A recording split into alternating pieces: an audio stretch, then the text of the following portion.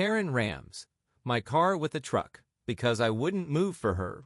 I never thought I'd have to deal with someone actually ramming my car with a semi-truck, but here we are.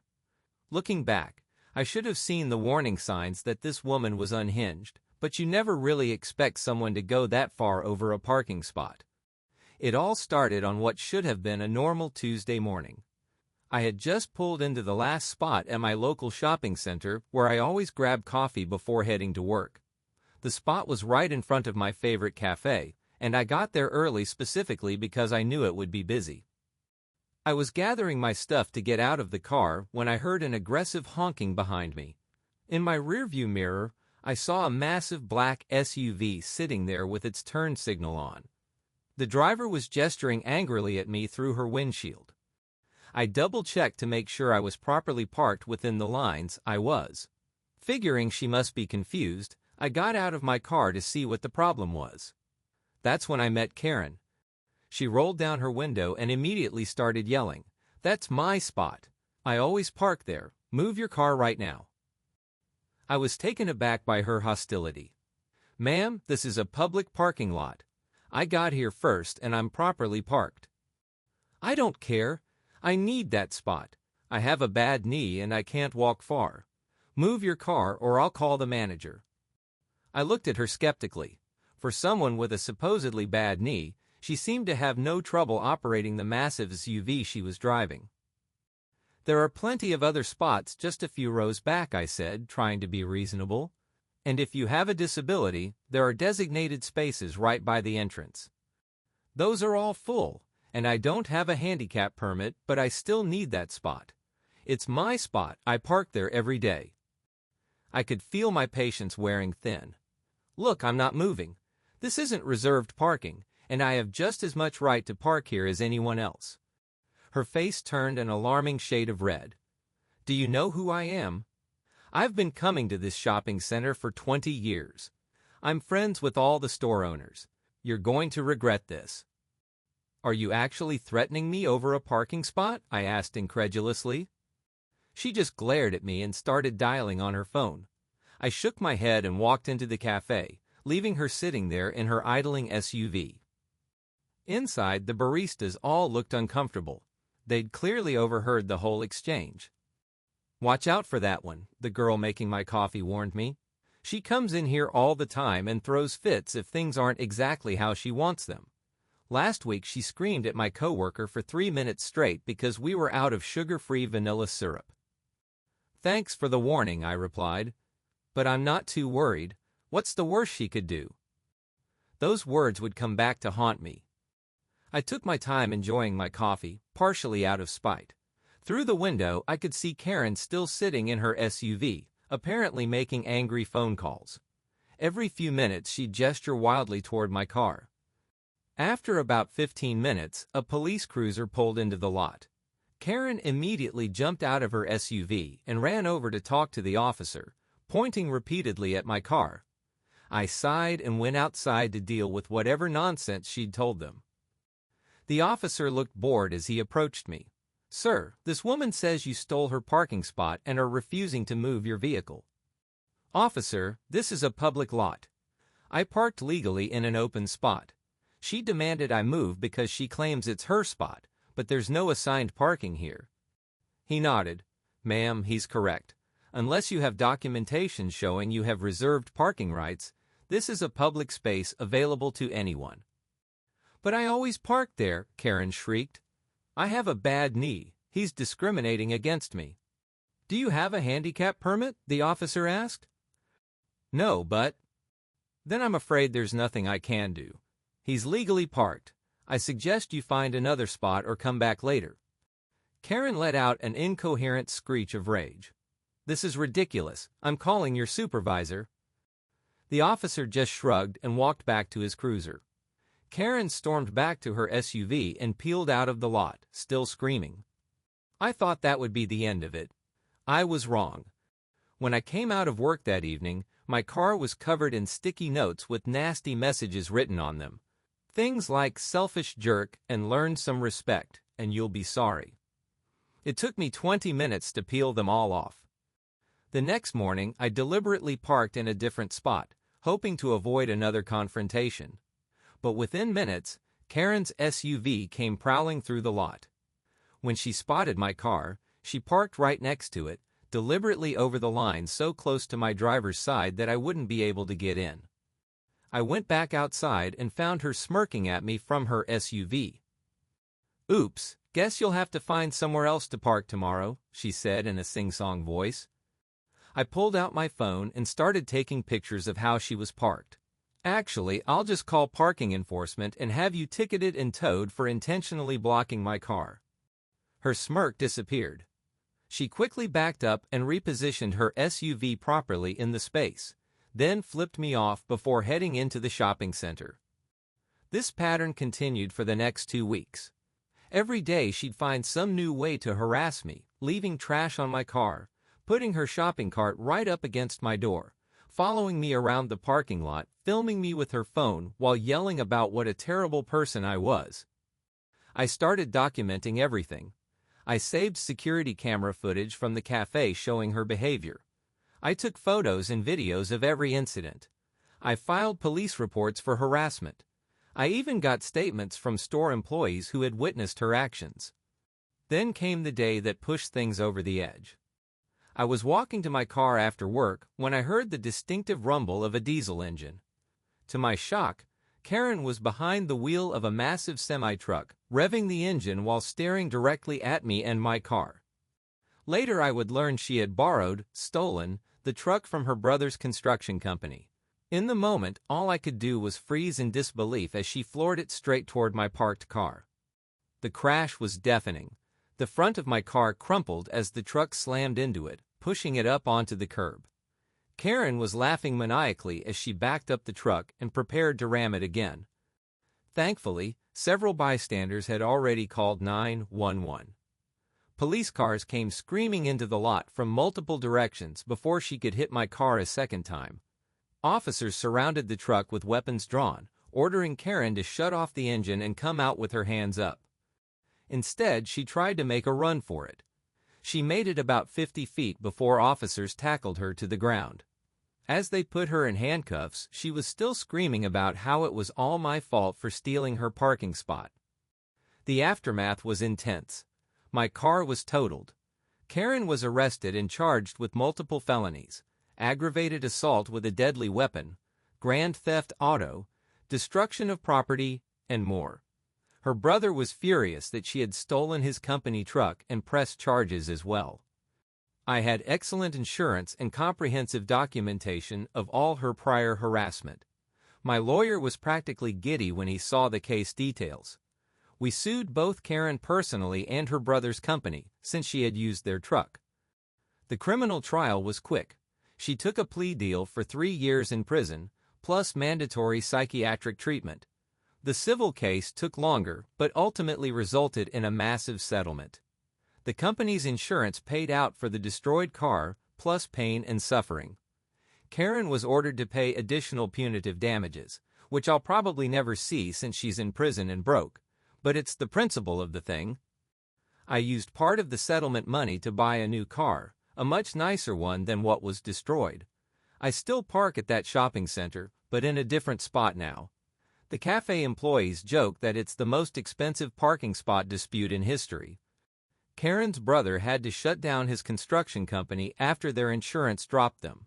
Last I heard, she's still writing me angry letters from prison blaming me for ruining her life.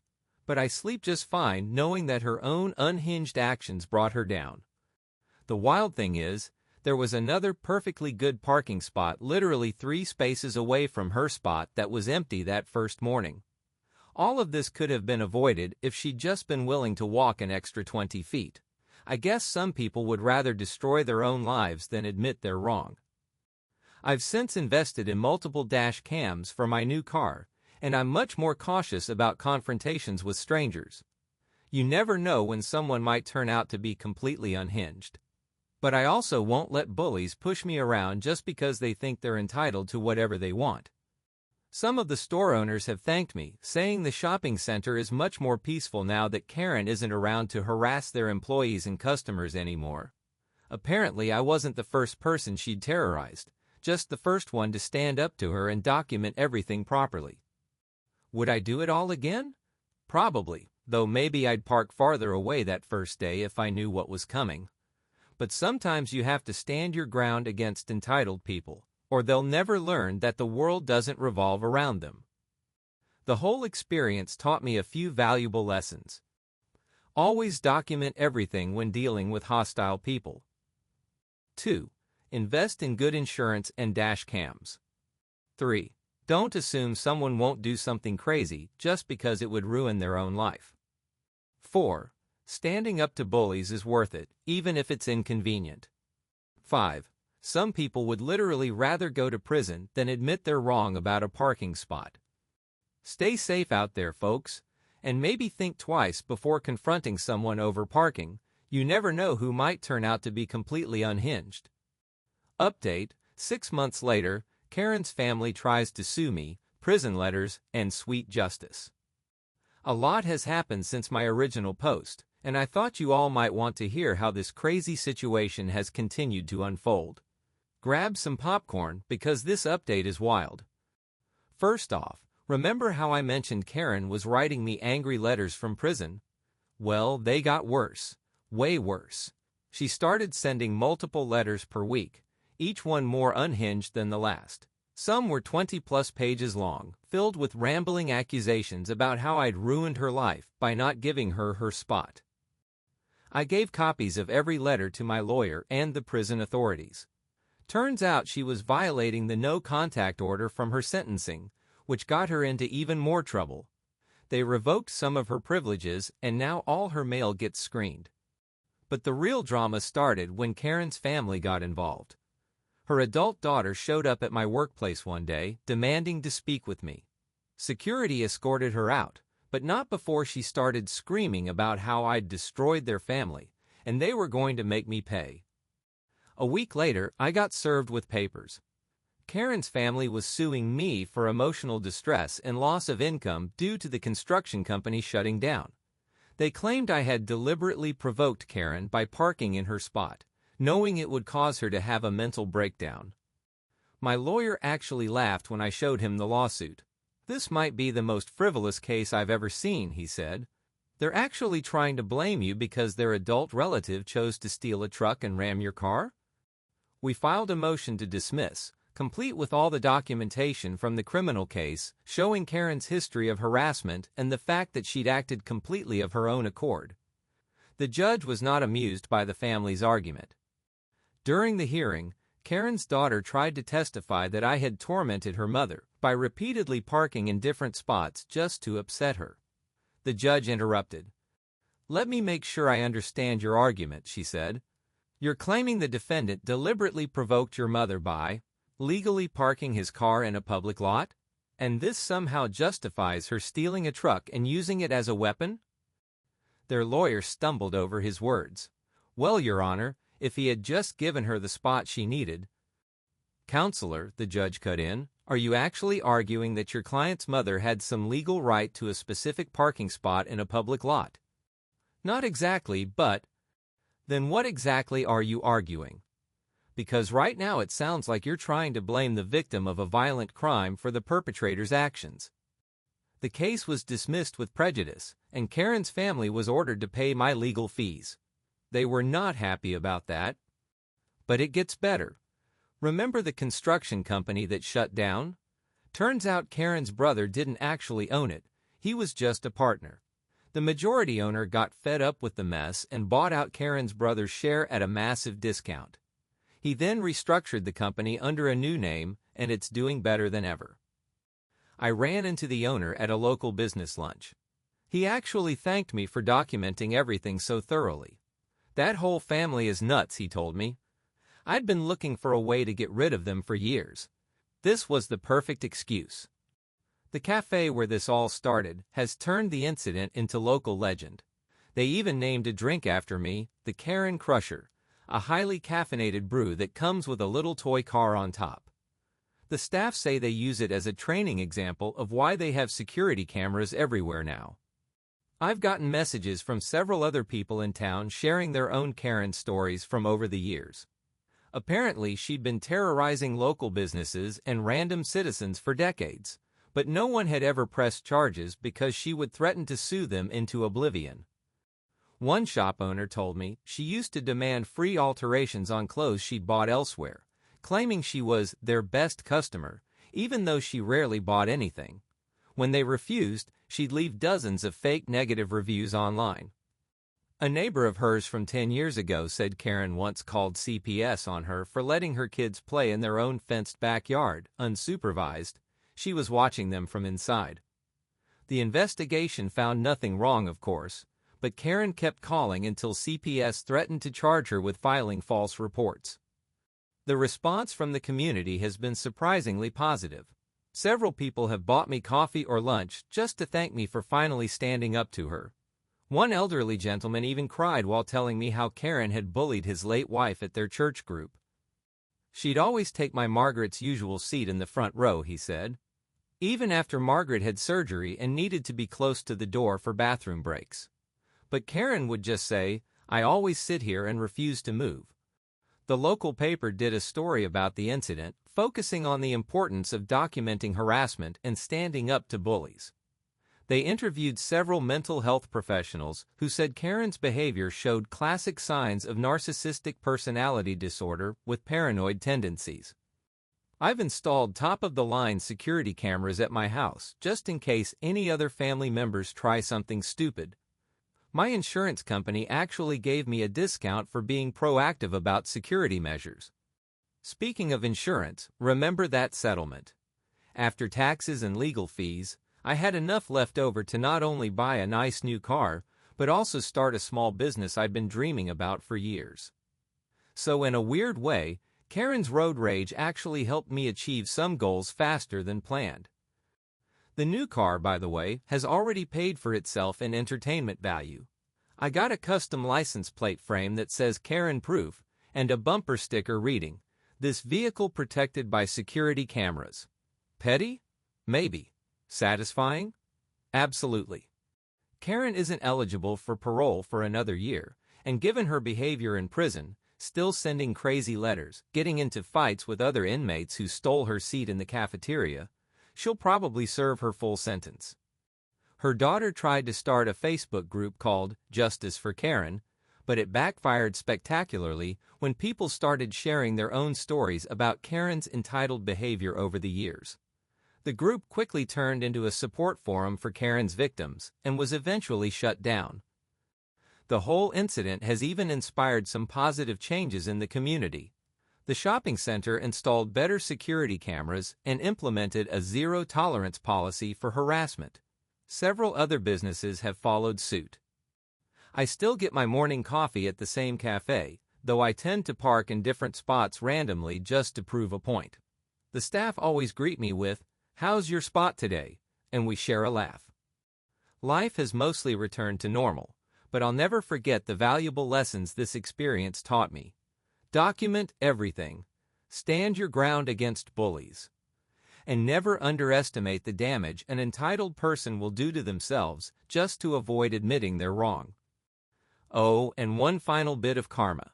I heard through the grapevine that Karen's precious SUV got repossessed while she was in prison. Apparently, she'd been behind on payments for months, but kept spending money on frivolous things instead. I guess some people never learn. So that's where things stand now. Karen's in prison, her family's been legally smacked down, and I'm enjoying my new car and business success. Sometimes the best revenge is just living well and letting karma do its thing.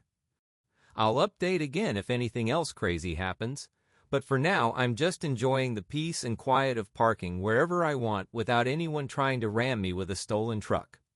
The next one is titled, "Set a Trap and Got the Laziest Guy Fired." A few years ago, I worked at a hospital in the environmental services where I gathered up the accumulated trash and medical waste to be disposed of. It wasn't a hard job and worked well for someone like me with ADHD, as it involved lots of walking. I could usually get lots of the hospital clear by my lunch break as we worked in pairs to clear the building, but then we had a new guy come in.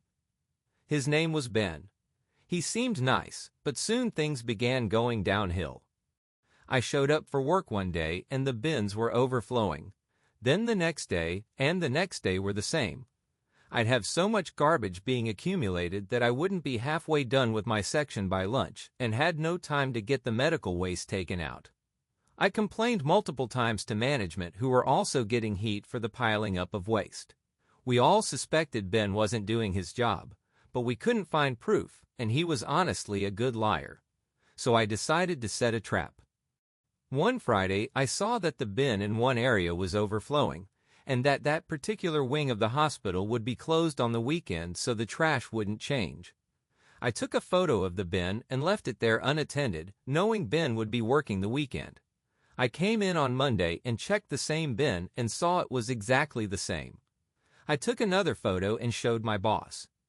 Within minutes, she was calling Ben into the office and confronted him. He tried his usual lies, but when I showed the evidence, he just sat there stone-faced. Turns out he spent most of his day hiding in the hospital and messing around on his phone. He was fired and blackballed from all the departments of the hospital. Felt good knowing I did him in.